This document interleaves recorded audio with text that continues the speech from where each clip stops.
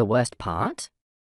You go in thinking you're crushing it, and your boss hits you with, "You're doing well, but there's room for improvement." Excuse me, I am the room. I live here. This room is mine. My favorite part of performance reviews is when your boss brings up something from 8 months ago, like you're supposed to remember that one time you accidentally sent an email to the wrong department. Dude, I can't even remember what I had for breakfast. Performance reviews are just the Hunger Games of corporate life. May the odds of your raise be ever in your favor. Spoiler alert, they're not. I handed in my resignation, and my co-workers threw a party. For a second, I thought it was for me. Turns out, they were just happy I'm leaving.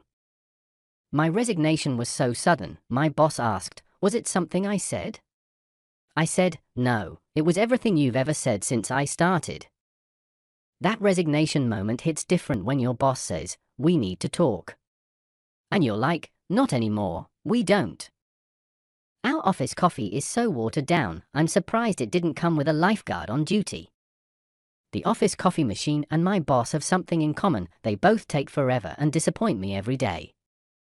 I knew our office coffee was bad when I caught the plant in the break room whispering, "Please don't water me with that." Getting ready for work in winter is just a series of negotiations with yourself. Do I really need this job?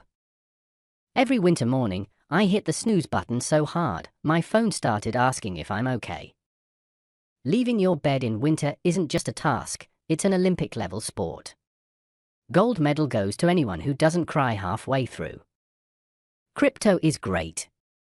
You don't just lose money, you lose it so fast, you don't even have time to cry. Earning money through crypto is like going on a Tinder date. Everyone promises to the moon, but you end up at McDonald's. My friend said crypto would take me to the moon. It did, but I forgot my spacesuit and crashed on broke planet. After I resigned, my boss said, "We need to talk." For a second, I thought they were going to confess their feelings for me. Post-resignation talks are like a plot twist where the villain suddenly becomes the hero, except you're still leaving. Your boss calls you in after you resign. Suddenly, it's like an ex saying, "Can we talk?" You know it's not about getting back together. When you're late during notice period, "Everywhere have you been?" sounds like the setup to a joke, except the punchline is quitting soon. Showing up late during notice period is like slow clapping your way out of the company. Bold, unnecessary, but totally worth it. My boss asked why I was late. I said, "Oh, I'm just testing how much you'll miss me when I'm gone." Leaving a toxic job doesn't just feel good, it feels like I'm getting paid not to show up anymore. Wait. I'm not getting paid? Quitting a toxic job feels like escaping a cult. Hey, we're just checking in to see if you've reconsidered. The Kool-Aid? Quitting a toxic job feels like uninstalling a virus, except the virus sends you a follow-up email titled, "Oh, we're sad to see you go." They say find a job you love, and you'll never work a day in your life. I found one. But HR says I still need to show up.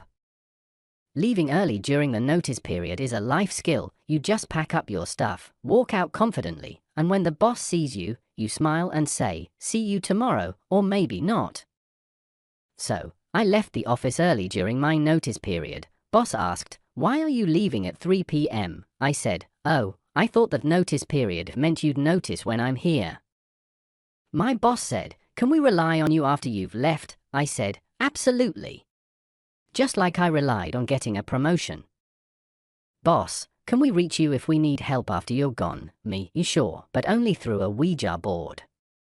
When your boss wants to call you after you've left, it's like your ex saying, "Can I still text you for advice on my new relationship?"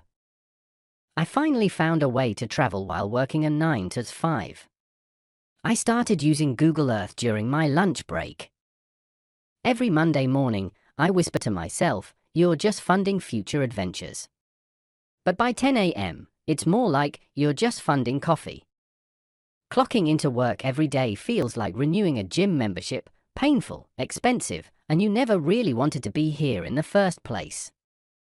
When people ask what my hobbies are, I tell them, crying on Sundays and pretending Saturday is a half day. My coworker said they're working smarter, not harder. I saw their screen, it's solitaire. Genius. Corporate life is just a game of pretending you know Excel better than you actually do. Meanwhile, I'm over here Googling how to make a table.